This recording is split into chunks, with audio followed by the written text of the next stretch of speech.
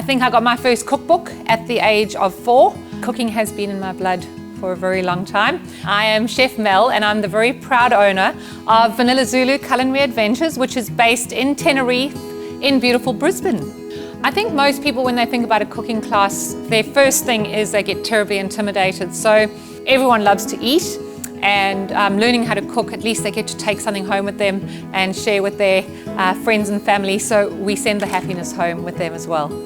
So I think one of the major challenges is obviously the ebbs and flows of business. I think with 8 years of business behind me, I've tracked obviously when those quiet periods are.